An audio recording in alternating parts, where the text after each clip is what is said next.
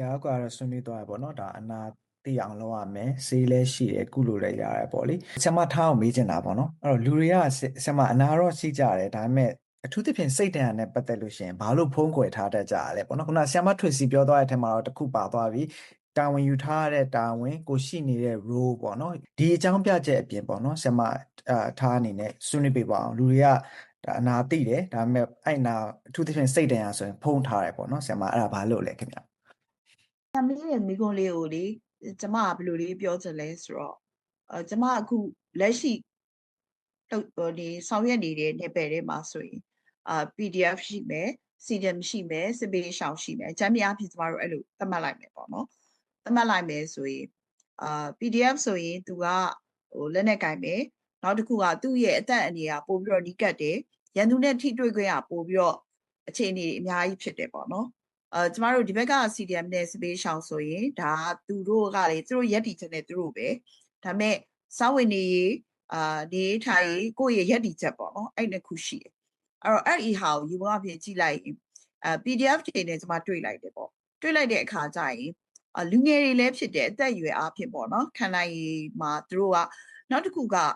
ဒီနေရာမှာဘယ်လိုပြောရမလဲကိုယ့်ရဲ့ယုံကြည်ချက်ကိုယုံကြည်ချက်က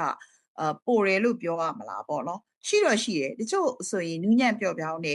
တချင်းလေးတွေဆိုမဲ့သူကြပြလေးတွေရေးမယ်ဒါပေမဲ့ငါကအဲ့လိုမျိုးကျွန်တော်ကတော့အဲ့လိုစိတ်တွေအဆင်မပြေဘူးလို့ပြောလိုက်ရရင်သူကနောက်တစ်ခုကကျမတို့ကျမတို့ culture အရာပေါ့နော်မင်းကယောက်ျားမဟုတ်ဘူးလားကွာငိုရင်လည်းမင်းကဘာလို့အဲ့လိုငိုနေရမင်းယောက်ျားမဟုတ်ဘူးလားယောက်ျားလေးပဲမင်းနောက်ပြီးတော့မင်း PDF တယောက်ဖြစ်နေပြီပဲစသဖြင့်အဲ့လိုမျိုးပြောခဲ့တာတွေကသူတို့ရဲ့စိတ်ထဲမှာအတွင်းထဲမှာရှိနေတယ်ပေါ့နော်ကျမရဲ့ကိုယ်တိုင်ကြုံတွေ့ခဲ့ရတဲ့အတွေ့အကြုံတစ်ခုဆိုရင်အမှ PDF 10ယောက်နဲ့စကားပြောတယ်ရှေ့မှာဆိုရင်တဖြည်းဖြည်းနဲ့ပေါ့တချို့ကတော့လေပြော့ပြောင်းနဲ့ပြောသွားတယ်အဲ့ဒီမှာ2ယောက်ကအရန်ဆိုးရပေါ့နော်2ယောက်ကအရန်ဆိုးရဆိုတာဘယ်လိုလဲဆိုတော့တယောက်ကဘာလဲဆိုတော့ငါကခေါင်းဆောင်ငါကဘာမှမဖြစ်ဘူးမင်းတို့အတွက်ကိုပြပေးရမင်းတို့ကဆ iam နေစကားပြောလိုက်သူကအဲ့လိုမျိုးပေါ့ပြောစင်တာပြောလို့ပြောတဲ့အချိန်မှာအဲ့အထက်မှာအငယ်ဆုံးကလေးရဆိုရင် तू ကဘာလဲဆိုတော့ကျွန်တော်ဘာမှမဖြစ်ဘူးရှေ့ကအကိုကြီးတွေသာဖြစ်နေတာတကယ်တော့ तू ကသူ့ပုံစံကိုကျမကြည့်ပြီးတော့ကျမရဲ့ဖြတ်သန်းလာတဲ့အတွေ့အကြုံရသူ့ပုံစံကတစ်မျိုးဖြစ်နေတယ်ပေါ့နော်သူများတွေကတွေ့လိုက်တာနဲ့နှုတ်ဆက်နိုင်နေမင်္ဂလာပါရီမောနေပဲ तू ကမျက်နှာကြီးအဲ့လိုခက်တီတီနဲ့ကြည့်နေ तू ဘာအစင်မပြေမှုတစ်ခုခုဖြစ်တယ်ပေါ့အဲ့ဒါကိုကျမတွေ့တယ်ဒါပေမဲ့ तू နဲ့ကျမနဲ့ one by one စကားပြောတဲ့အခါကျတော့ तू က तू ဘာမှမဖြစ်ဘူး okay တယ်ဘာညာအဲ့နဲ့ကျမကသူ့ကိုတားအားတဲ့အချိန်ကြီးဘာတွေလုပ်လဲဘာညာဆိုတော့ तू ကအရင်တော့ကတော့ကာတွန်းကားတွေကြည့်တယ်ဒါပေမဲ့အခုအဲ့ဒါတွေလည်းမကြည့်ဘူးဖြည်းဖြည်းနဲ့ဆရာရဲ့အဲ့နေရာမှာအတူချုပ်ပြောလိုက်ရတယ်ခက်တာဗျာတဲ့ရည်စရာကားကိုကြည့်ပြီးတော့မရည်ရတော့တာကြီးကတော့တမျိုးကြီးပဲတဲ့ဆိုတော့ကျမသဘောပေါက်လိုက်တယ်ပေါ့နော်သဘောပေါက်လိုက်တော့အကွာလို့လူဆိုတာကတော့လူလိုပဲငါတို့ခံစားကြမှာပဲလို့ကိုယ့်ရဲ့ခဏတာဖယ်လိုက်ကြပေါ့နော်ငါတို့လည်းအိမ်ကိုလွမ်းတာပဲကိုယ်တိုင်းပြည်တိုးတက်ခြင်းတိုးတက်မယ်မတိုးတက်ခြင်းမတိုးတက်ဘူးဒီအချိန်ရောက်ရင်ငါတို့သတိရကြတာပဲစသဖြင့်ပေါ့နော်သူနဲ့အဆင်ပြေအောင်ပြောပေးရင်းနဲ့သူကနောက်ဆုံးကြတော့သူ့ဘက်ကဘာဖြစ်သွားလဲဆိုတော့ကျွန်တော်ရဲ့တခုပဲအကူအညီတောင်းချင်တယ်ဟုတ်ကဲ့လို့ပြောပါလို့ဆိုတော့ဒါပေမဲ့ကျွန်တော်တောင်းတဲ့အကူအညီအရန်ခက်လိမ့်မယ်တဲ့ဆိုတော့ကိစ္စမရှိပါဘူးကျွန်မမကူညီနိုင်လည်းမကူညီဘူးပြောပါမယ်လို့ဒီကနေ့ကျွန်မတတ်နိုင်သမျှလေးနဲ့လာကူညီတာပါလို့ဆိုပြောတော့သူကကျွန်မကိုအကြာရွက်ကြည့်ပြီးတောင်းနေကြကျွန်တော်တဲ့ကျမအသက်ကိုမေးတယ်ပေါ့နော်မေးတော့ကျမပြောပြလိုက်တော့သူကသူအဲ့လောက်မထင်ဘူးတဲ့သူကအဲ့လိုပြောဟုတ်လားလို့မှုကြည့်မဲ့ဘာညာကျမအဲ့လိုပြောရရှိတယ်သူကကျမကိုတခုပဲတဲ့ဒါဆိုရင်ကျွန်တော်ပို့ပြီးတော့စိတ်ထဲမှာအကူအညီပို့တောင်းပြစ်သွားပြီအဲ့ဒါဘာလဲဆိုတော့တဲ့ကျွန်တော်ဖက်ပြီးငိုခြင်းနဲ့တဲ့ကျမတော်တော်ကျမကိုယ်တိုင်ကလေတော်တော်ဆော့ဆ iam Tracy ပြောသလိုပဲဘယ်လိုလုပ်ရမလဲမသိဘူးကိုဆုံးဖြတ်ရအောင်ခက်သွားတယ်အမှန်တော့ရှင်ပွင့်လင်းဆုံးပြောရင်ကျမကိုယ်တိုင်လည်းသူနဲ့ရောပြီးငိုခြင်းနဲ့စိတ်တွေပေါက်နေတာပေါ့နော်ဒါပေမဲ့လားလို့အဲ့လိုမျိုးပြောတဲ့လူတယောက်မှမရှိဘူးလို့အဲ့ဒါကျမကိုဘယ်လိုပြောမလဲချစ်လို့ပဲလို့ယုံကြည်လို့ပဲလို့ထင်တယ်လို့ပြောပြီးတော့ကျမသူ့စပြီးတော့ဖက်လိုက်တာပေါ့နော်ဖက်လိုက်တဲ့အချိန်မှာသူကစောစောကပုံစံနဲ့လုံးဝမတူတော့ဘဲနဲ့ကျမတို့တအားကြီးဖက်ပြီးတော့ငိုတာကျမရဲ့ဒီအင်ကြီးတွေဆိုရင်အကုန်လုံးရွှဲပြီးတော့ညစ်ပတ်ကုန်တာပေါ့နော်ဒါပေမဲ့သူအဲ့လိုလှုပ်လိုက်ကျမကိုလှုပ်လိုက်တဲ့အချိန်ကသူ့ပေါ့ပါဝါတယ်ဆိုတာသိတယ်လို့ကျမလည်းစိတ်ထဲမှာပျော်တာလေတခုပေါ့နော်ဝမ်းနေတာလေတခုပေါ့အဲ့တော့ကျမပြောချင်တာက ကိုထိန်းချုပ်မှုတွေကသူ့မှာလည်းရှိသလိုကျမတို့မှာလည်းရှိခဲ့တယ်ဒီ CDM နဲ့ဒီစစ်ဘေးရှောင်တွေမှာကြတော့ကိုယ်တိုင်လည်း CDM ဖြစ်တယ်လို့သိလိုက်ရင်သူကမြင်မြန်ပြောတော့တာပဲသူ့ရဲ့အခက်အခဲကိုကျွန်မသိတယ်မလားကျမတို့ကဘလို့ပဲချမ်းသာဆိုပြီးတော့အဲ့လိုမျိုးပြောကြတယ်ပေါ့နော်ဆိုတော့သူတို့ကကြတော့များသောအားဖြင့်စိတ်တွေပျော့ညံ့သွားတာများတယ်ပေါ့နော်အဲ့တော့ဒီအခြေအနေတွေကိုပထမဆုံးဘာလို့ရလဲဆိုတော့ကျမတို့အကုန်လုံးက trust building ဆောက်ပြီးတော့နားလည်မှုပေးနေပါတယ်ဆိုတော့ကိစ္စရဲ့ကြီးကအရန်ကိုအရေးကြီးပါတယ်နောက်တစ်ခုကတစ်ခါလေးမှပုံသေးကားချက်မရှိဘူးပေါ့နော်PDF တွေနဲ့တွေ့လိုက်တဲ့အချိန်မှာလေပြောတော့ကတော့သူတို့ကို arrange လုပ်ပေးတာကတော့ဒီ mentor နဲ့ပတ်သက်ပြီးတော့ awareness တွေလုပ်ပေးဖို့ပြောကြဖို့ဆိုပေမဲ့ဟိုဘက်ကနေပြီးတော့သူတို့ဆက်ထားတဲ့ guitar TV တချင်းဆိုပြတဲ့ဟာကိုနားထောင်ပေးလိုက်ရုံနဲ့ကိုတော်တော်အဆင်ပြေသွားတယ်ပေါ့ဘယ်နားလေးကအဲ့ကိုကတော့တေချာတော့သူ့ကိုလုတ်ပေးရတာပေါ့နော်ပြောသွားတဲ့ဆိုပြတဲ့တချင်းတွေထဲမှာအဲ့စကလုံးလေးကိုအကြိုက်ဆုံးပဲလို့ပြောရင်တော်တော်သဘောကျတယ်အဲ့စကလုံးရဖို့2ရက်လောက်ကြိုးစားခဲ့ရတယ်စသဖြင့်ပေါ့နော်အဲ့တော့ကျမတို့ကစိတ်တွေကိုနားလည်အောင်ကြည့်ပြီးတော့သူဘာများပြောချင်တာလဲသူဘာလိုချင်တာလဲဆိုပြီးတော့သူတို့ရဲ့ဟန်ဆောင်ထားတဲ့အခွန်လေးတွေကိုဖြည်းဖြည်းချင်းနဲ့ခွာချလိုက်တဲ့အခါမှာကျမတို့လိုချင်တဲ့ point ကိုရောက်သွားပြီးတော့သူလည်းစိတ်လက်ပေါ်ပါပါတယ်ကျမလည်းပီတိဖြစ်ရပါတယ်ဆရာကျေးဇူးတင်ပါတယ်ရှင်ကျေးဇူးပါဆရာမဆရာမထားတကယ်ကိုပဲမြေပြင်ကအတွေ့အကြုံတွေပေါ့နော်ဆရာမဒီအတွေ့အကြုံတွေကဆရာမထွေစီနဲ့လည်းစိမ့်မယ်တော့မထင်ဘူးပေါ့နော်ဆရာမထွေစီဆရာမဒီဆေးကုသတဲ့အခါမှာအခု medical doctor တယောက်အနေနဲ့ဒါလူနာတွေကိုဆေးဝါးနဲ့ဆိုင်တဲ့ကုသနည်းတွေနဲ့ဒီလိုကုသပေးတယ်ဒါပေမဲ့တခါတလေလူနာတွေလိုအပ်နေတဲ့အရာကလည်းဒီကုသနေတဲ့ဒါဆေးဝါးတွေအပြင်ပေါ့နော်တခြားအရာတွေဖြစ်နေနိုင်တယ်ပေါ့နော်အဲ့တော့ဆရာမအတွေ့အကြုံရဆိုရင်ရောဒါဆရာမကြီးထားမျှဝေသွားသလိုပဲမျှဝေပါအောင်ဒီဆေးကုသခြင်းအပြင်လူနာတွေလိုအပ်ဆုံးအရာဘာဖြစ်မလဲပေါ့လေဟုတ်စောစောနာကလေအဲ့လိုဆရာမထားပြောလိုက်တဲ့အချိန်မှာတော်တော်လေးတော့ reflect ဖြစ်တယ်ပေါ့နော်ဒီဘက်ကcase အများစုကိုတော်တော်လေး reflect ဖြစ်သွားတယ်ညီမလေးလေဒီဘက်မှာလေအဲ့လိုကိုရီကြုံရတဲ့အချိန်မှာပေါ့နော်ဒီဆေးကူတာအပြင်ပေါ့လေဒီနေမကောင်းတဲ့ခန္ဓာကိုယ်မကောင်းနေတဲ့ဟာကိုကုပေးတာအပြင်သူတို့လိုအပ်နေတာနောက်တစ်ခုကဘာလဲဆိုတော့အဲ့လိုလေလူအနေနဲ့သူတို့ကိုနားလည်ပေးတာအဲ့လိုပေါ့ဥပမာပေါ့နော်စောစောနာဆရာမပြောသွားသလိုပဲငါတို့ဒီရဲဘော်ဖြစ်တယ်ငါတို့ဒီမာကြောရမယ်အဲ့ဒါလေးကိုနည်းနည်းလေးဖယ်ပြီးတော့တွေးပေးနိုင်တဲ့အနေအထားတွေပေါ့နော်တွေးပေးနိုင်တဲ့ concept လေးတွေပေါ့သူတို့လူနာတွေအနေနဲ့ဆေးရုံကိုရောက်လာတယ်ဆိုလို့ရှိရင်တေချာတယ်ဗျာဒီယောဂတစ်ခုတည်းကြောင့်ရောက်လာတော့မဟုတ်ဘူးဒီယောဂရဲ့အနောက်ွယ်မှာနာကျင်တာတွေနောက်ပြီးတော့ဒီယောဂကြောင့်တစ်ခုခုဘာဖြစ်သွားမလဲဆိုတော့ကြောက်တဲ့ဒဏ်တွေပြီးတော့လို့ရှိရင်ပေါ့အခက်မသိတယ်လို့ပေါ့နော်မိသားစုရေးရာကသူဒီနေမကောင်းလို့ယောဂဖြစ်နေတဲ့အချိန်မှာသူ့မိသားစုတွေဝင်တော့ဝင်ပိုးဖြစ်နေမလားသူ့မိသားစုစားဝင်နေရေးအတွက်သူဒီအလုံးမလုံးနိုင်တော့တဲ့အချိန်မှာအခက်အခဲတွေဖြစ်ကုန်မလားဆိုတော့ဒီလိုအတွေးတွေရောပေါ့နော်မိသားစုပဋိပက္ခတွေစိုးရင်ပူပန်မှုတွေအဲ့ဒါတွေကလည်းအများကြီးအဲ့လိုပါပြီးရောက်လာကြတာပေါ့လीเนาะဆိုတော့အဲ့ချိန်မှာဒီဆေးရုံမှာဆေးကုသမှုပေးနေတဲ့ကျမတို့အနေနဲ့ဆိုလို့ရှိရင်ကပုံမှန်ဆေးကုသပေးတဲ့ဒီဆေးတွေပေါ့နော်ထိုးဆေးတွေတောက်ဆေးတွေကုသပေးတဲ့ဟာတွေအပြင်ပေါ့လေသူ့ကိုကူညီဖို့အတွက်ကိုရီရှိတယ်ဆိုတော့အဲ့လို sense လေးပေါ့နော်အဲ့လိုခံစားချက်ကလေးကောင်းကောင်းလေးပေးနိုင်ရင်တော့ပိုပြီးထိရောက်တယ်လို့အမြင်တယ်ပေါ့နော်သူတို့အတွက်လည်းတကယ်အဲ့ဒါကိုလိုတယ်လို့ထင်တယ်ဘာလို့ဆိုသေချာတယ်ဒီယောဂကိုတော့ဒါတော့လူနာကိုတော့ဆရာဝန်ကညာလို့တော့မရဘူးပေါ့ကွယ်ဒါပေမဲ့ကုပေးနိုင်တဲ့ယောဂဆိုလဲကုပေးနိုင်တဲ့ယောဂဖြစ်တဲ့အကြောင်းဒီသူတို့ရဲ့ကြောက်နေတဲ့ဟာတွေကစိတ်မပူနဲ့အဆင်ပြေသွားမှာဆိုတဲ့ဟာမျိုးပေါ့နော်ငါတို့ကုပေးနိုင်တယ်ဆိုတဲ့အကြောင်းဒါမှမဟုတ်လို့ရှိရင်လဲမင်းတို့နဲ့တူတူငါတို့ရှိနေပေးတယ်ဥမာစောစောနာလိုပဲပေါ့လေရင်ဆိုလို့ရှိရင်လဲမင်းတို့မပြေးနိုင်တဲ့အချိန်မှာငါတို့စေယုံကဆရာဝန်တွေလည်းမင်းတို့ကိုထားပြီးမသွားဘူး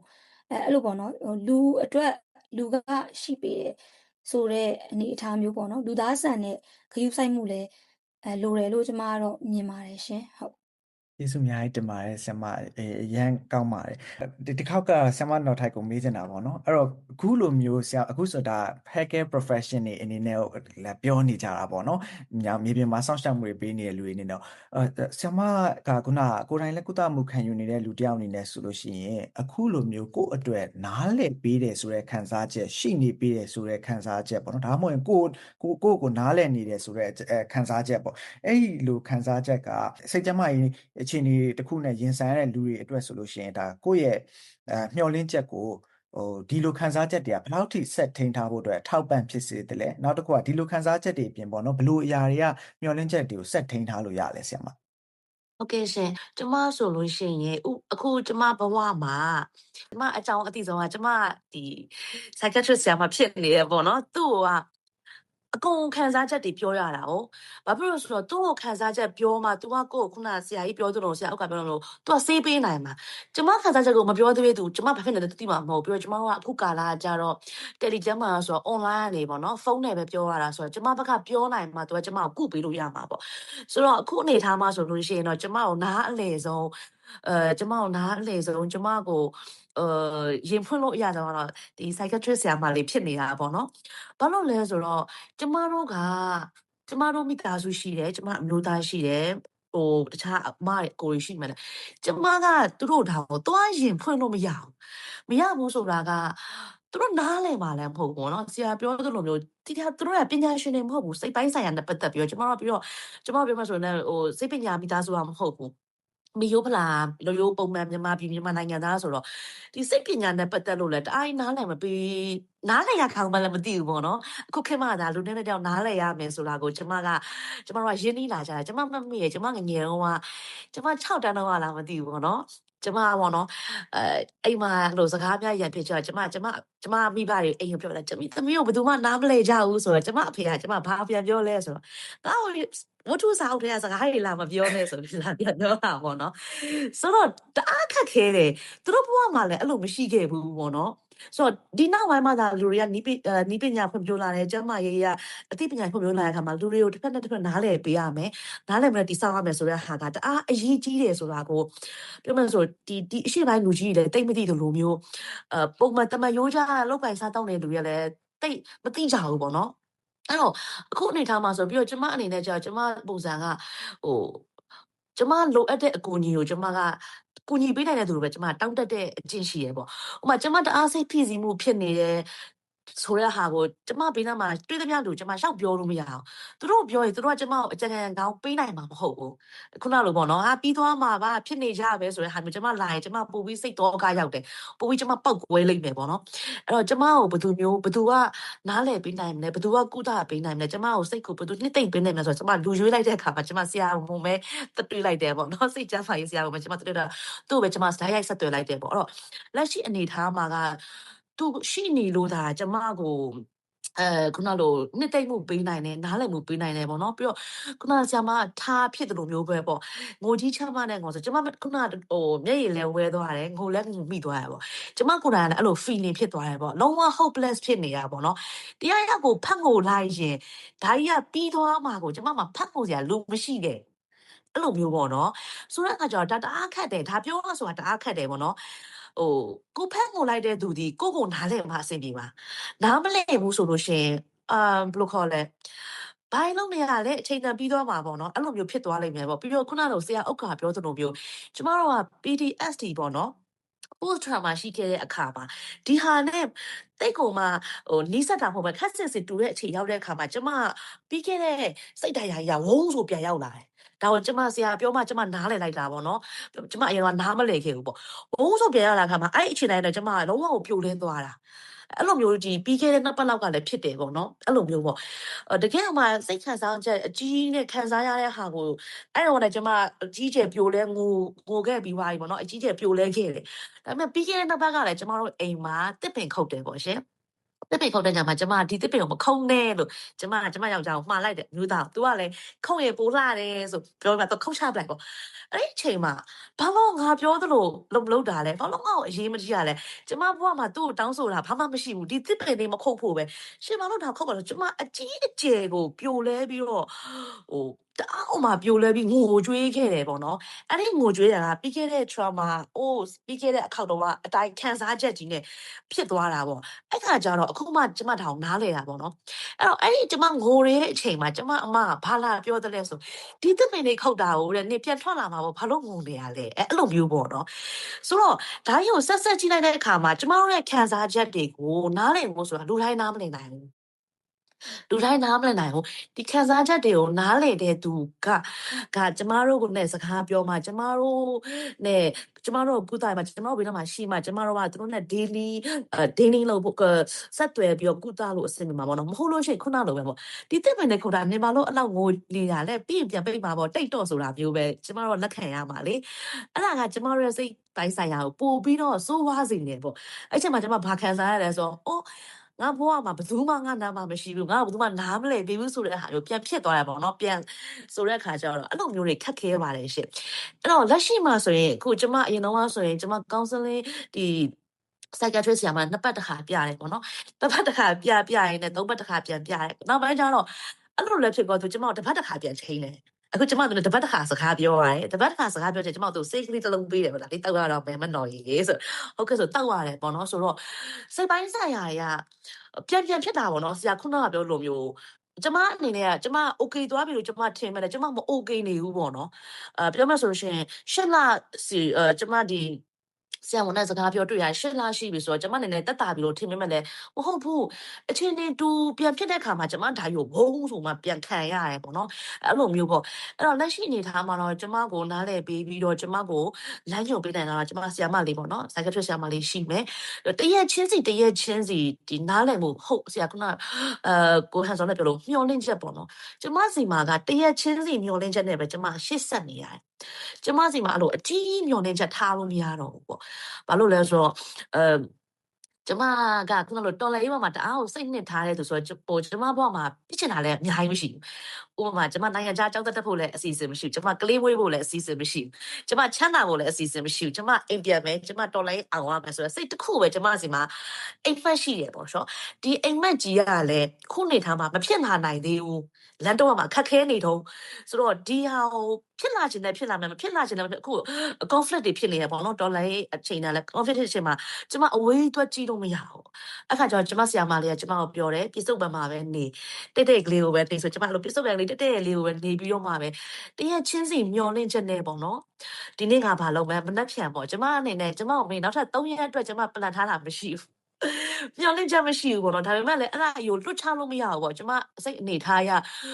သူများရဲ့လိုမျိုးကျမအနေနဲ့အဲ့လို plan တွေတော့လုပ်လို့မရဘူးပေါ့နော်အဲ့တော့ကျမအနေနဲ့တရက်ချင်းစီသို့မဟုတ်တရက်ကျော်2ရက်ကျော်လောက်ပဲကျမမျောလင့်ချက်တွေနဲ့ကျမရှေ့ဆက်နေရပေါ့နော်ဆရာဟုတ်ကဲ့ဆင်မနော်ဒါ very insightful ဖြေလေးကိုဖြေပေးသွားတာကျေးဇူးတင်ပါတယ်လို့အဲ့တော့ဒါဆရာဥက္ကောင်မေးချင်တာပေါ့နော်အခုဆိုလို့ရှိရင်ဆရာမနော်ထိုက်ဖြေသွားတဲ့အထက်မှာလည်းပါတယ်လူတစ်ယောက်နဲ့တစ်ယောက်ကရွေချက် intention မပါဘဲမဲ့ပေါ့နော်တစ်ယောက်ရဲ့ခံစားနေအောင်ဒါ invalidate လုပ်မိတယ်လို့မျိုးဖြစ်သွားနိုင်တာပေါ့နော်ဥပမာဆရာမနော်ထိုက်ခုပြောသွားဆိုတာ तू တစ်ပင်လေးမခုတ်ဖို့ဒါ तू တောင်းဆိုတာလीเนาะအဲ့တော့ဒီဟာကိုတစ်ဖက်လူကခုနသူဒါသူ့အတွက် trauma trigger ဖြစ်စေနိုင်တယ်ဆိုတဲ့ဥစ္စာကိုနားမလည်ပဲနဲ့ဒါခုတ်မိသွားဟိုဘက်ကလည်းဒ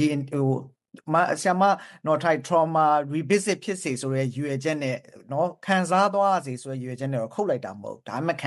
ှခံစားသွားရတယ်ပေါ့နော်အဲ့တော့တယောက်နဲ့တယောက်ဒီလိုအခြေအနေတွေကိုရင်ဆိုင်တဲ့အခါအထူးသဖြင့်မိသားစုထဲမှာ trauma ဖြစ်နေတဲ့သူတယောက်ရှိတဲ့အခါဆိုလို့ရှိရင်ပေါ့ဒါ PTSD ဖြစ်နေတယ်ပဲပြောကြပါစို့နော်ရှိနေတယ်ဆိုလို့ရှိရင်ဆရာမိသားစုဝင်တွေကိုဆရာဘယ်လိုကြံပေးကြလဲနောက်ဒီ PTSD ကြုံရနေတဲ့ရင်ဆိုင်နေရတဲ့သူရောပေါ့နော်နှစ်ဖက်လုံးပေါ့နော်ဆရာဘယ်လိုကြံပေးခြင်းလဲခင်ဗျဟုတ်ကျေးဇူးပါပါလေကျွန်တော်တို့နံပါတ်1ပေါ့နော်ဒီမှာက PTSD ဆိုတာယူခဏလေးပေးယူခဏဖိထားတယ်တော့တိတ်ပြီးတော့ကြီးမားတဲ့ label ကြီးဖြစ်တယ်လူတိုင်းကိုအဲ့ဒါမျိုးကြီးတော့ကျွန်တော်ကတစိမ့်လိုက်မကတ်ချင်ဘူးရော PTSD ရော PTSD တစိမ့်လိုက်မကတ်ချင်ကျွန်တော်တို့ကြားတယ်စိတ်ဒဏ်ရာတွေရှိနေတယ်ဆိုတော့ပဲကြားတာနော်စိတ်ဒဏ်ရာတွေဒီအဲ့စိတ်ဒဏ်ရာတွေကကျွန်တော်တို့လက်ရှိကြုံတွေ့နေရတဲ့အခြေအနေတွေရမသွားလ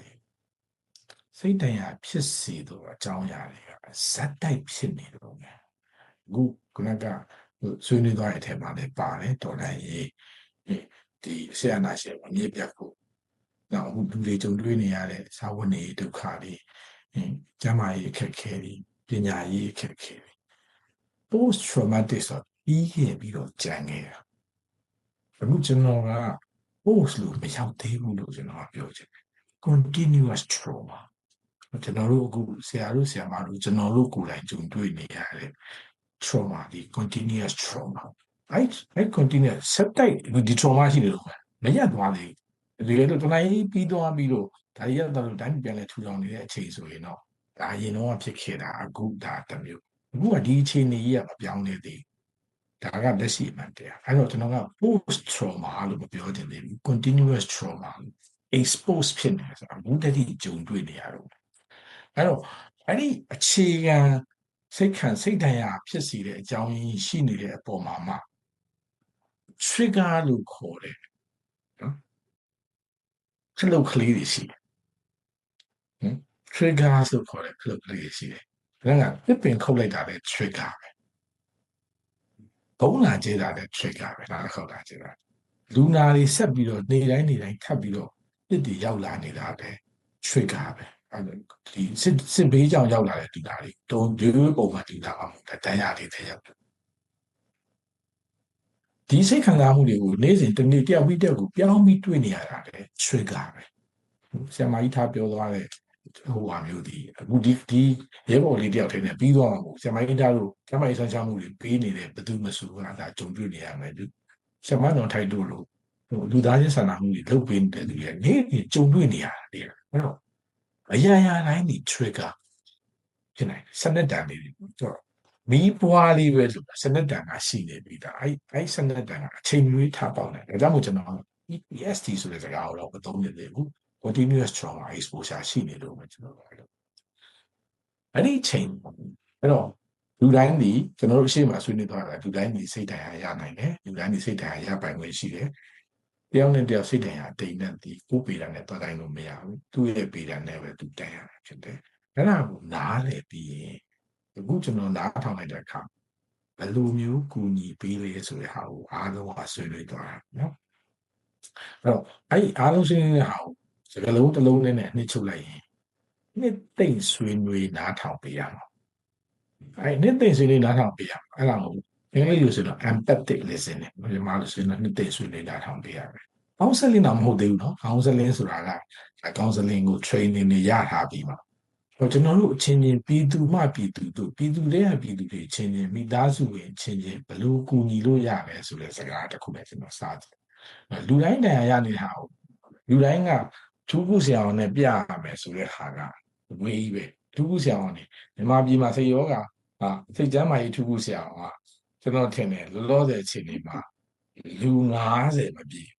နော်မြန်မာပြည်မှာရှိတဲ့လူကြီးတန်း60လောက်ကိုဒီ90ကပြရမယ်ဆိုရင်တော့အဲ့လူတွေတန်းစီရဘလို့တန်းစီရမစဉ်းစားကြည့်ဟိုဝေး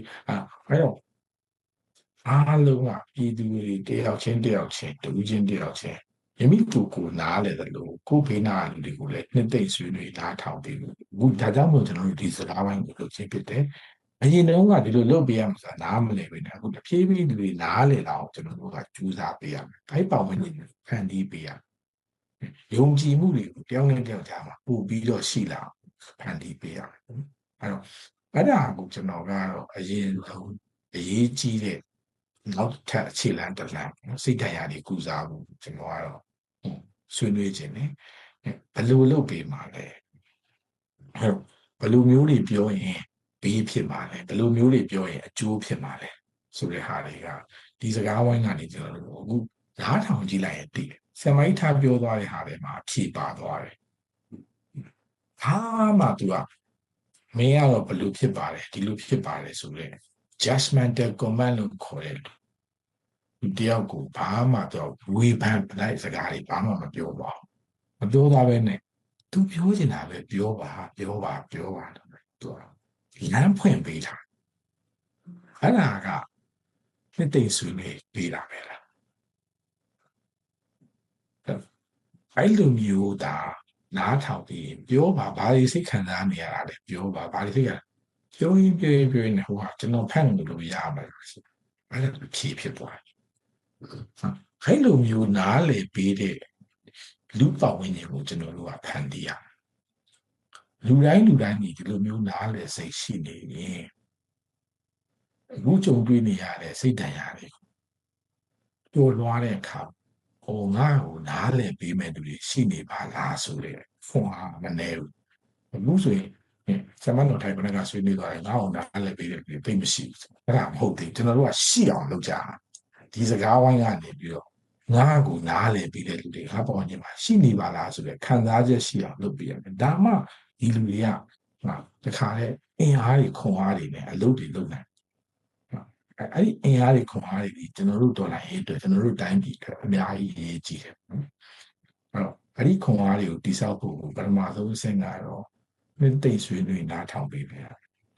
ဘလို့စိတ်နဲ့နားထောင်ပေးမယ်ဆိုဂယုဏစိတ်နဲ့နားထောင်ပေး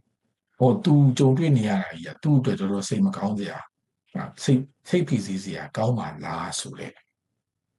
စိတ်နဲ့နားထောင်ပေးရမယ်သူ့ကိုပြောတဲ့အခါမှာလေမင်းကြုံတွေ့နေရတဲ့ခက်ခဲတွေဒီတကယ်ကိုမင်းအတွက်တော့လို့ပြောတာနော်ငါအတွက်တော့ပြောတကယ်ကိုမင်းအတွက်တော့စိတ်ထိုင်ရကြီးတွေဖြစ်နေတဲ့ခံစားမှုစိတ်ဖိစီးမှုတွေကြီးဖြစ်နေပါလားဆိုတဲ့စကားလုံးလေးတွေဒီအရန်တာသွားလိမ့်အဲ့ဒါဆိုရင်ခုနကဇမနော်ထိုက်ပြီးသွားတဲ့ဥပမာလိုမျိုးရုပ်ရှင်တွေကစကားတွေလာပြောမနေနဲ့တော့လို့ပြောခံရတာမျိုးထက်စရင်မင်းခံစားနေရတဲ့စိတ်ခံစားမှုတွေစိတ်တရားတွေတိတ်ကြီးပါလားတော်တော်စိတ်ပင်ပန်းပါပဲနော်လို့ပြောလိုက်ရင်အဲ့ဒီလူကိုဖတ်ပြီးငိုတော့မှသိကြတယ်ဟုတ်တယ်မလားအဲ့ဒါကိုကျွန်တော်တို့ကဖန်တီးရမယ်လို့ကျွန်တော်ကတော့ပြောချင်တယ်ဒီလူတိုင်းဝိုင်းနေတယောက်နဲ့တယောက်ကျင်နာတနာပြီးတော့တယောက်နဲ့တယောက်ဂရုဏာစိတ်နဲ့နားထောင်နိုင်တဲ့ဒီပတ်ဝန်းကျင်ကိုကျွန်တော်တို့တွေဖန်တီးပေးရမယ်ဒီစကားဝိုင်းကနေပြီးတော့ message တွေအများကြီးပေးရမယ်အဲ့တော့အဲ့ဒါဆိုရင်ကျွန်တော်တို့က prevention ဖြစ်သွားတယ်တေးတဲ့မှုမကြီးအောင်လုပ်နေတာမိုက်ကစပြီးတော့ပြတ်သက်မီးမလာအောင်ကျွန်တော်တို့စား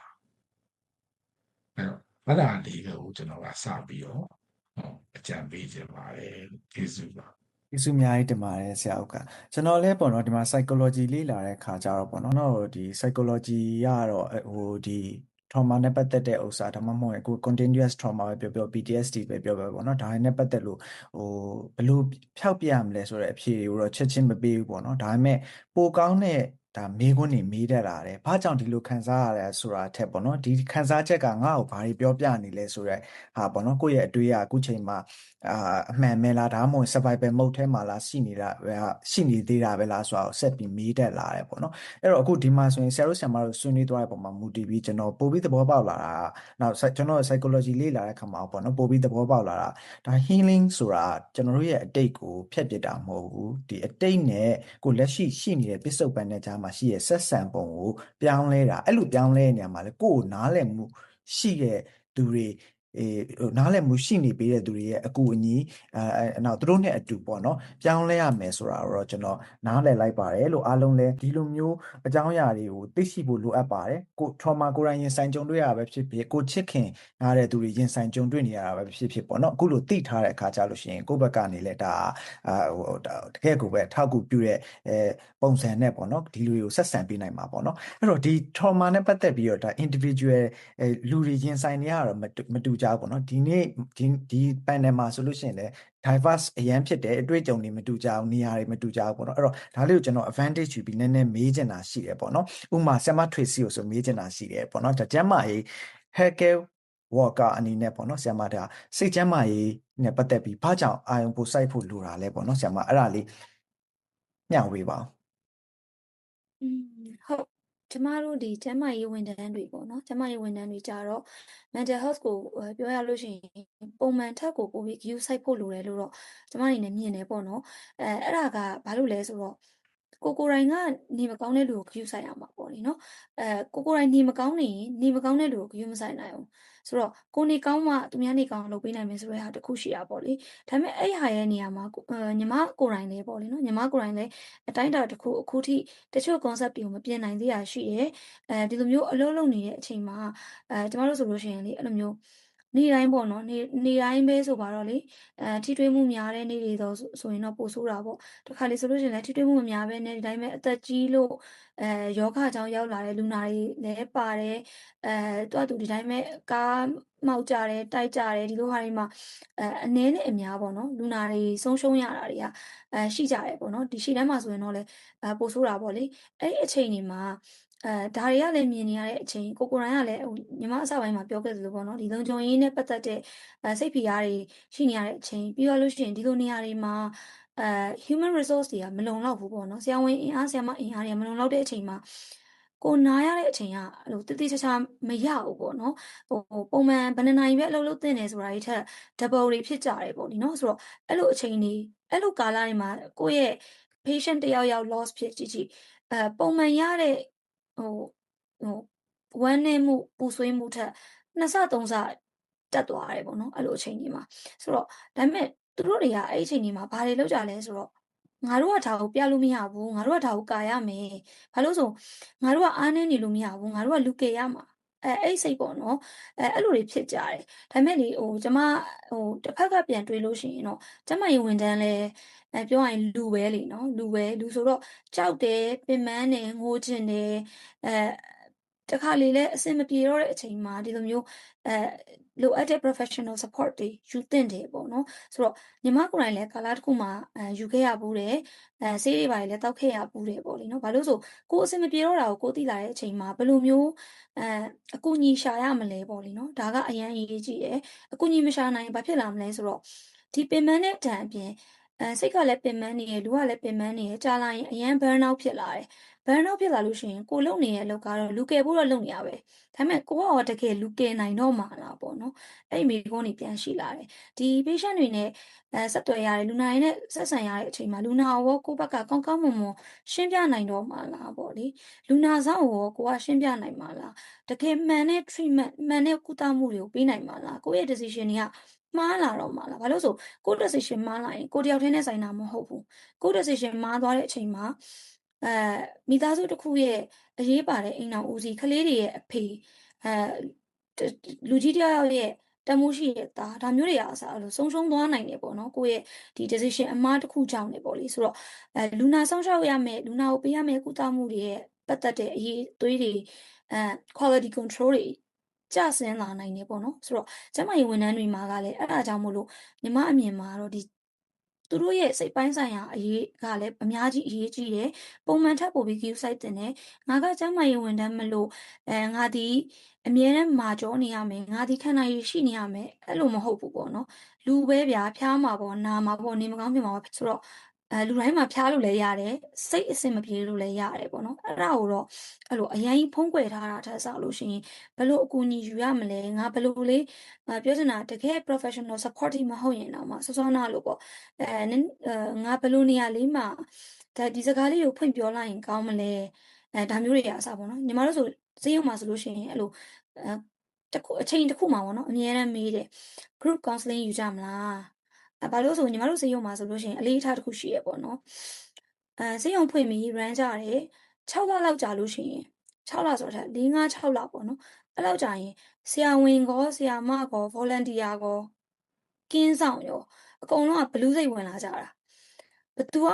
မှတင်းခံကြကြတော့ဆရာဝန်ချင်းလဲညီမတို့ဆိုရင်ဒီမှာ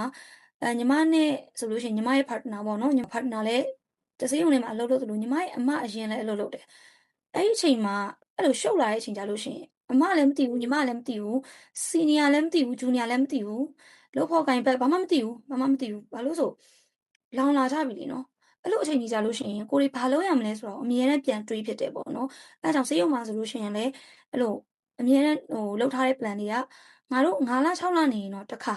စေးရုံရအောင်နားမယ်ပေါ့နော်ဘာဖြစ်လို့ဆိုရင်လောင်လာကြတဲ့အချိန်မှာလူလဲပင်ပန်းစိတ်လဲပင်ပန်းများလာကြတဲ့အချိန်မှာဘသူကမှဘသူ့ကိုမှတီးမခံနိုင်မဲနဲ့ error တွေအရန်တက်လာနိုင်တယ်ပေါ့နော်ဆိုတော့ဘန်နောက်ရတဲ့အချိန်မှာမနားရင်ပိုဆိုးတယ်အဲ့တော့ကျမရေးဝန်ထမ်းဖြစ်စေပုံမှန်လူဖြစ်စေဒါကတော့မဖြစ်မနေကို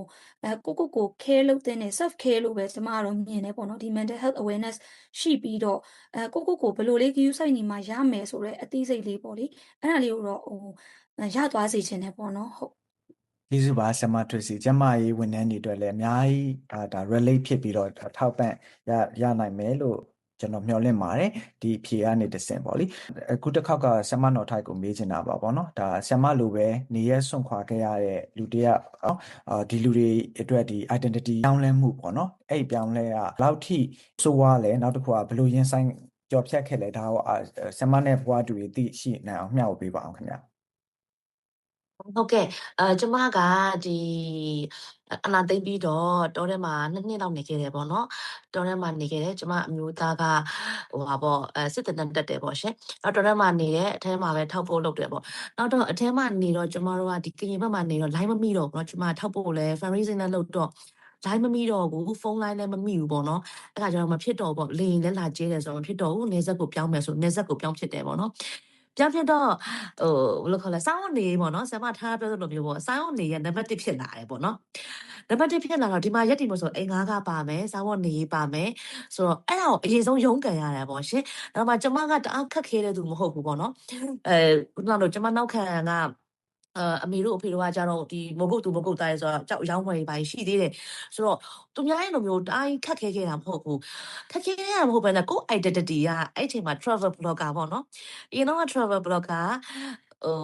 ရရတုံတုံပျော်ပျော်ပါပါဆဆတောက်နေခဲ့တဲ့သူကဒီဘက်လေးရောက်တော့ကျမတို့သိရသူလည်းရှိရမသိရသူလည်းရှိရပေါ့နော်နေဆက်မြို့လေးမှာကျမတို့အလုပ်စားလုပ်တော့ကျမအရင်ဆုံးဘာစားလုပ်လဲဆိုတော့ကျမပူတင်းရောက်နေရှင်ပူတင်းရောက်နေမုတ်အချူပွဲလေးရောက်ပြီးတော့ကျမကဒီနေဆက်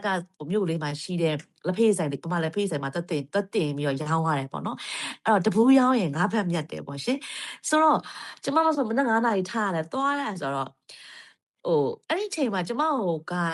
ျမကိုသိရသူလည်းရှိရမသိရသူလည်းရှိခါကြတော့မသိရဆိုနှိမ်ခံရတာပေါ့ရှင်အဲ့လိုမျိုးပေါ့နော်အရင်တော့ကျမကtravel blogger အနေနဲ့ဆိုရင်ကျမလူတွေကဖိတ်ကြတယ်ဟိုတယ်တွေကဖိတ်ကြတယ်တခြားနိုင်ငံတွေကဖိတ်ကြတယ်နိုင်ငံတကာတွေကနေ airline တွေကဖိတ်ကြတဲ့လူမျိုးကိုဒီဘက်မှာလက်ဖေးဆိုင်ကကောင်တာထိုင်တဲ့သူကခြေပြီးတော့နှိမ်တော့ဝတ်နေတာပေါ့နော်အဲ့လိုမျိုးမဟုတ်တဘူးပြင်ဆိုလို့ရှိရင်လည်းအဲ့လိုမျက်နှာချင်းမျက်နှာထားနဲ့ထားခဲ့သွားတော့လေရပြီပတ်စံနောက်မှရှင်းမယ်တော့အဲ့လိုမျိုးပေါ့နော်ချိန်ကတော့အရင် feeling ဖြစ်တာပေါ့နော်ဒါပေမဲ့လည်း order ငါလောက်ရမယ်ငါစောင်းနေအတွက်ဆိုအဲ့လိုမျိုးနေနဲ့ထပ်ပြီးတော့လှုပ်ရတယ်ပေါ့နော်အဲ့လိုမျိုးလှုပ်ရင်ကိုင်းနေဟိုဟာလေးရောင်းရင်ဒီဟာလေးရောင်းရင်းနေပေါ့နော်အဲ့လိုမျိုးလှုပ်ခဲ့ရတယ်ပေါ့အဓိကကတော့ကိုယ် identity ပျောက်သွားတဲ့အခါမှာတော်တော်လေးဝမ်းနေတယ်အဲ့ဒါကိုကျွန်မ1 နှစ်လောက် survive လုပ်ရတယ်ဒါပေမဲ့အဲ့ဒီအချိန်အနေထားမှာကျွန်မကစိတ်ကျမ်းမာရင်လည်းမပြရသေးဘူးအရင်အချိန်နေမစိုးသေးဘူးပေါ့နော်ကိုကဒါကိုပြန်ပြီး healing လုပ်နိုင်တယ်ပေါ့နော်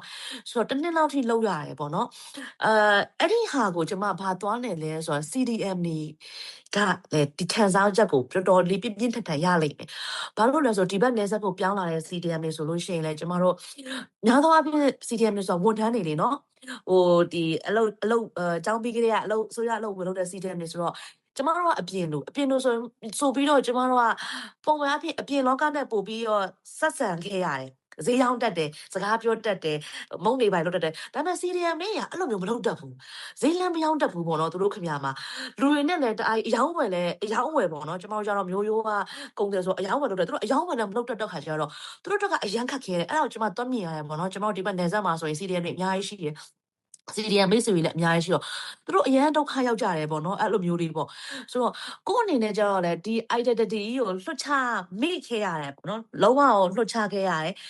travel blogger မဟုတ်တော့ဘူးဆိုတာကြီးကိုမဟုတ်တော့ဘူးဆိုတဲ့ဟာကိုလွတ်ချပြီးတော့မှပဲဒီဘက်မှာရတယ်လို့အသားကျတယ်လို့နေခဲ့ရတယ်ပေါ့နော်အဲ့တခုရှိရဲ့နောက်တစ်ခုကကျမကလည်းဒီတော်လိုင်းရေးခံယူချက်မှာဘယ်လိုရှိလဲဆိုကျမဒီ time ကိုရောက်လာတယ်ကျမ travel blog ပြန်လုပ်လို့ရတယ်ကျမကြော်ညာကြီးလည်းရမှာပဲ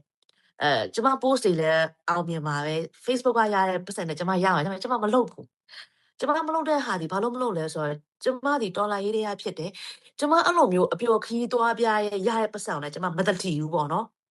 ်မတတိဘူးကျမကအဓိကအားဖြင့်အရင်ကတည်းကမြေပြင်ကိုပဲကြည့်တယ်မြေပြင်ကရဲဘော်ရဲဘက်တွေကိုကြည့်တယ်မြေပြင်ကစစ်ဆောင်ပြည်သူတွေပဲကြည့်တယ် CDN တွေပဲကြည့်တော့သူတို့မျက်စိထဲမှာမနှော့ထိုက်တောင်မှအရင်အလုပ်တွေပြန်လုပ်နေပြီကြည်စမ်းသူတောင်မှပတ်စံနေစင်ပြီးငါတို့ပဲကြံခဲ့တယ်ငါတို့ကြတော့အရင်ဘဝပြန်မရဘူးပေါ့နော်ဆရာ CDN ဆိုဆရာမကြီးရှိတယ်ဒီကျမကြီးဟိုဟာရှိမှာဆိုအဲ့သူတို့ရဲ့အဲ့လိုစိတ်ထဲမှာအဲ့လိုဖြစ်သွားမှကျွန်မမလိုချင်ဘူးသူကြတော့ပုံမှန်ပြန်ဖြစ်နေပြီငါတို့ကြတော့ပုံမှန်ပြန်မဖြစ်ဘူးဆိုရခံစားချက်ကျွန်မမလိုချင်ဘူးမလိုချင်တဲ့ခါကျတော့ကျွန်မအဲ့အလုပ်ကိုပြန်မလုပ်ဘူး လုံးဝပြန်မလုပ်ဘူးပေါ့နော်ကျမအခြားအလုပ်ရှိတယ်အခုကန်ကောင်းတာတော့ကျမတခြားပေါ့နော်မျိုးဖလာအလုပ်နဲ့ပြန်လုပ်တော့ကျမငွေကြေးစိတ်မပူရဘူးပေါ့ဒါပေမဲ့ကျမဘယ်အချိန်မှာ travel blog ကိုပြန်လုပ်လဲဆိုတော့ကျမမြေချင်းပြန်ရောက်သွားတဲ့အခါမှာကရင်နေပြန်ရောက်သွားတဲ့အခါမှာကျမ travel blog ကိုအကြီးအကျယ်ပြန်လုပ်တယ်အဲ့လိုပေါ့နော်အဲ့တော့ကျမတွေးထားတာဒီငါ travel blogger မှန်တယ် travel blog လည်းလုပ်မယ်ဒါပေမဲ့ဒါဒီကိုဒေါ်လာရေးတွေကလူထုအတွက်ဖြစ်ရမယ်တခြားလူထုတွေအတွက်ဖြစ်ရမယ်ရေပေါ်စီတွေအတွက်မဖြစ်ရဘူးအဲ့တော့ကျမကင်းလီသွားတယ်ကျမ vlog တွေအများကြီးလုပ်တယ်ကျမစစ်ဆောင်တွေရဲ့လူနေမှုပုံစံတွေပြတယ်ရဲဘော်ရဲ့လူနေမှုပုံစံတွေပြတယ်လန်ခီပုံစံတွေပြတယ်ကင်းလီမှာရှိရဲ့မှာအခက်ခဲကြတော့တို့ရောင်းဝင်ကြတဲ့အစားအသောက်တွေပြရတယ်ပေါ့နော်ဒါဒီလဲ travel blogging ပဲဒါပေမဲ့ကျမဒီ Dollar travel blogging နေနဲ့ကျမဆက်လုပ်ဖြစ်တယ်ပေါ့နော်အဲ့တော့အရှိစအခုဒီကျမကရင်နေရပြန်လာပြီးတော့လေကျမဆက်လုပ်တဲ့ vlog တွေဒီလဲကရင်နေရ vlog တွေရှိရပြီးတော့ဒီနေဆက်မှာနေကြတဲ့ CDM တွေရဲ့ဘဝတွေကိုပြောတဲ့ဟာမျိုးရှိရပေါ့အဲ့တော့ကျမ identity ကိုကျမပြန်ရှာရတယ်ပေါ့ရှင်တနည်းတစ်ဖုံနဲ့ပြန်ပြီးလှည့်ပြီးပြန်ရှာရတယ်ပေါ့အရင်ကတော့မျိုးရေးပေါ်စီဆန်ဆန် hotel သွားတာမျိုးမဟုတ်ဘူး beach သွားတာမျိုးမဟုတ်ဘဲနဲ့ကိုယ့်ရဲ့ဒီတော်လာရေးထဲမှာရှိရဲ့လူနူမှုဘဝတွေခရီးတောတောင်အလှပတွေကိုပြန်ပြီးတော့လုပ်ပြီးတော့အဲ့ဒါကိုပြန်ပြီးတော့တင်ဆက်တဲ့ travel blogging ပြန်လုပ်ဖြစ်တယ်ပေါ့ရှင်အဲ့လိုမျိုးနဲ့ကျမပြန်ရှာရတယ်ပြန်ပြီးတော့ကုစားရတယ်ပေါ့နော်ဘာလို့လဲဆိုကိုချစ်တဲ့အလုပ်လေနော်အခုမှနေဆက်မှာဆိုလို့ရှိရင်လည်းဒီ CDS ဆရာမကြီးရှိရဲသူတို့ကစာပဲတင်ချင်တာစာတင်ရရင်ပြောနေတာအဲ့လိုမျိုးပေါ့နော်ဆိုတော့သူတို့လည်းဒီဘက်ရောက်ရင်စာတင်ကြရတယ်ပတ်စံမြလည်းစာတင်ကြရတယ်အဲ့လိုမျိုးလေးပေါ့နော်အဓိကအပြင်ကိုချစ်တဲ့အလုပ်ကိုဆက်ပြီးလုပ်နိုင်မှုအရေးကြီးတာပေါ့နော်ဒီ CDN ဒီပြဆက်တဲ့ပင်နေဆိုလို့ရှိရင်သူတို့စက်ကနေရရင်ပြောတာမင်းသားမင်းသမီးဆိုလို့ရှိရင်လည်းတရုပ်ဆောင်လေးရရင်ပြောတာဆိုတော့အဲ့လိုမျိုးကိုယ့်အနေကိုပြန်ရှာရတာပေါ့ရှင်6နှစ်လောက်ရောက်လာတဲ့အခါမှာကျမတို့ကကိုယ့် identity ကိုပြစ်ချပြီးတော့စားဖို့နေရုန်းကန်ရတာမှန်ပေမဲ့လည်းကျမတို့ရဲ့ဘဝရအသက်မပါတော့ဘူးပေါ့ကျမတို့လုပ်ချင်တဲ့အလုပ်မဟုတ်နေဘူးဆိုတော့ကျမတို့လုပ်ချင်တဲ့အလုပ်လေးကိုတော်လိုင်းနဲ့ဆွဲကပ်ပြီးတော့အဲ့လိုဆက်ပြီးတော့ရှေ့ဆက်ပြီးတော့သွားနေတယ်ပေါ့ရှင်အဲ့လိုမျိုးလေးတော့ရှိနေရှင်ရန်ကောင်းပါတယ်အမရောက်ရှိနေတဲ့နေရာရနေတဲ့အခြေအနေပေါ်မှာပေါ့နော်အခုမန်တော်ထိုင်ဆိုရင်တကယ် strategic ဖြစ်ကိုပဲဒါသူ့ရဲ့ travel blog တွေကိုပြန်ပြီးဖန်တီးပြတာပေါ့နော်ရန်ကောင်းပါတယ်အဲ့တော့ဟိုလေဒီနေရာမှာလေးကျွန်တော်လည်းအဲ့ဒါနည်းနည်းမျှဝေခြင်းတယ်ပေါ့နော်မန်တော်ထိုင်လို့ပဲကျွန်တော်ရဲ့ငကို career ကဆိုကျွန်တော်က show တွေ television TV show တွေကိုစီစဉ်တဲ့ director ပါ national director အနေနဲ့ပေါ့ရက်တည်ခဲ့ကျွန်တော်မှာproduction လည်းရှိတယ်နောက်ကျောင်းလည်းရှိတယ်ကျွန်တော်ကိုယ်ပိုင်ဖွင့်ထားတဲ့အကြောင်းရှိတယ်အဲ့တော့ကျောင်းမှာဆရာတယောက်အနေနဲ့ရောနောက် national director အနေနဲ့ရောနောက်နိုင်ငံကိုစားပြုတွေကိုရွေးချယ်စေလွတ်တဲ့သူအနေနဲ့ရောပေါ့နော်ကျွန်တော်ကိုလူတွေက recognize လုပ်ထားတဲ့ဟိုအတိအမှတ်ပြုထားတဲ့ image နဲ့ identity ကတစ်မျိုးဒါပေမဲ့ online ထဲမှာကျွန်တော်အများပြည်သူနီးတူပါဝင်လာတယ်ဒါပေမဲ့ပေါ်ဝင်လာတဲ့အခါမှာကျွန်တော်တို့ကဟာကျွန်တော် national director ကြီးပါလို့เนาะဟိုအကြောင်းရဲ့ founder ပါဆိုပြီးတော့ပါဝင်လာတာမဟုတ်ဘူးလေเนาะဒေါ်လာပြည်သူတယောက်အနေနဲ့ပါဝင်လာတယ်အဲ့တော့ပါဝင်ဒေါ်လာကြီးမှာရင်ဆိုင်ရတဲ့အ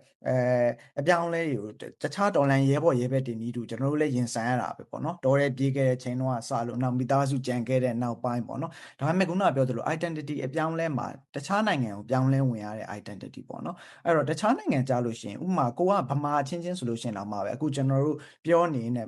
fact check သွားလုပ်လိုက်လို့လည်းရတယ်နောက်တစ်ခုကဘယ်သူလဲဆိုတာကိုသွားပြီးကြည့်လိုက်လို့လည်းရတယ်ပေါ့လေဒါပေမဲ့ကိုသူများနိုင်ငံမှာကြာတော့အဲ့လိုပါခဲ့လို့ရှိရင်တော့မှပဲဒီမှာအလောက်ကန်ပြန်ရှာလို့ရှိရင်တော့မှပဲသိတယ်မို့လားခုနကမနော်ထိုင်ကြုံရတယ်လို့ပဲလေနော်ဟိုကိုက refugee ဖြစ်သွားပြီလေ refugee ဖြစ်သွားတဲ့အတွက် refugee treatment အပြည့်ရတာပေါ့နော်အဲ့ဒါမျိုးဆိုကိုဟာပထမပိုင်းတော့တော်တော်လက်မခံနိုင်ဘူးပေါ့နော်ခုနကဟိုလက်ဖိတ်ဆိုင်ကောင်းတာလူတွေပြောသလိုပဲပေါ့နိအဲ့တော့နောက်ပိုင်းတော့ကိုပြန်ရှာရတာပဲပေါ့နော်အမပြောသွားသလိုပဲအမအရန် relate ဖြစ်တယ် thank you နော်အမဒါလေးကို share ပေးတာလေကျွန်တော်အတွက်ဆိုရင်တော်တော် relate ဖြစ်တာပေါ့နော်မတ်တော်ထိုင်ပြောပေးတဲ့ကိစ္စဘာလို့ဆိုအဲ့ကျွန်တော်ဆိုလို့ရှိရင်လည်းအဲ့ကို identity ပေါ့ကျွန်တော်ငကိုကဲအတိုင်းလုပ်ခဲ့တာပါလေအဲ့ identity ကိုပြန်ပြီးရှာကျွန်တော်ဒါပေမဲ့ television show တွေကိုအခုရင်လိုပြန်လုပ်နိုင်လားဆိုတော့မလုပ်နိုင်ဘူးမလုပ်နိုင်ဘူးလေဒါမှကင်းနီသွားရင်တော့ဒါကိုအမရနဲ့ miss ပွဲတစ်ပွဲလောက်တော့ပြန်ကျင်းပါမယ်တင်တယ်နော်နော်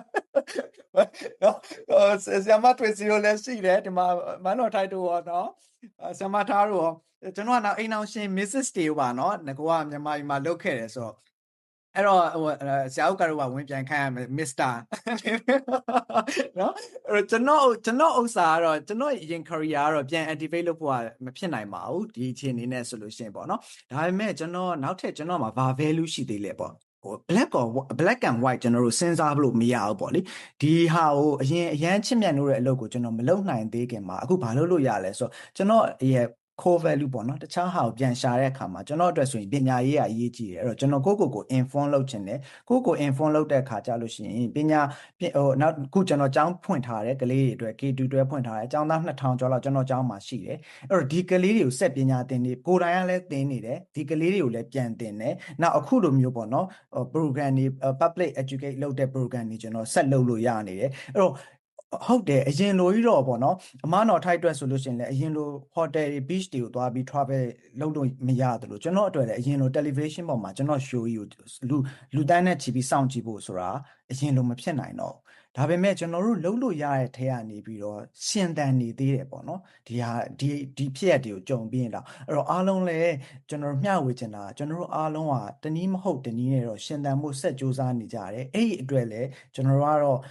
ဘယ်လိုပြောရမလဲဘယ်လိုပဲဖြစ်ဖြစ်ရှင်သန်မှုစူးစမ်းနေသေးရဆိုလို့ရှိရင်ကျွန်တော်တို့ဒါအရှုံးမရှိသေးတဲ့သဘောပဲလीเนาะအဲ့တော့ဆက်ပြီးစူးစမ်းဖို့အတွက်ကျွန်တော်တိုက်တွန်းပါရစေလို့နောက်အခုဒီကျွန်တော်တို့ဆွေးနွေးသွားတာဆိုလို့ရှိရင်ဒါ trauma ကိုနားလည်ခြင်းဆိုတဲ့အပိုင်းဖြစ်ပါတယ်ဒီဘိုင်းမှာဆိုရင်မတူညီတဲ့เนาะဒီမှာရှိတဲ့ဆရာမတွေကမတူညီတဲ့ background အသီးသီးကနေအားလုံးအတွက်အကျိုးရှိထိရောက်မဲ့အကြောင်းအရာတွေကိုဆွေးနွေးသွားတာဖြစ်ပါတယ်ကျွန်တော်တို့နောက်ထပ်အပိုင်းတွေမှာတော့เนาะကျွန်တော်တို့ပြန်လည်ထူထောင်နိုင်မှုရဲ့နောက်ဘယ်အချိန်မှာအကူအညီတောင်းသင့်တယ်လဲဆိုတဲ့အကြောင်းအရာတွေနဲ့ပတ်သက်ပြီးတော့လည်းဒါအသေးစိတ်ဆက်လက်ဆွေးနွေးသွားမှာဖြစ်ပါတယ်အဲ့တော့ဒီနေ့ဒီကျွန်တော်တို့ trauma ကိုနားလည်ခြင်းဆိုတဲ့အပိုင်းမှာတော့အားလုံးဒီလောက်နဲ့ကျင့်တတ်ချဖို့ကျွန်တော်အနေနဲ့မေတ္တာရက်ခံပေးရစေအားလုံးကိုယ်စိတ်နှစ်ပါးကျန်းမာကြပါစေစိတ်အာဟာရပြေဝကြပါစေခင်ဗျာဆရာတို့ဆရာမတို့လည်းအချိန်ပေးပြီးဖြေကြားပေးတဲ့အတွက်ကျေးဇူးအများကြီးတင်ပါတယ်ကျေးဇူးပါရှင်တင်ရှင်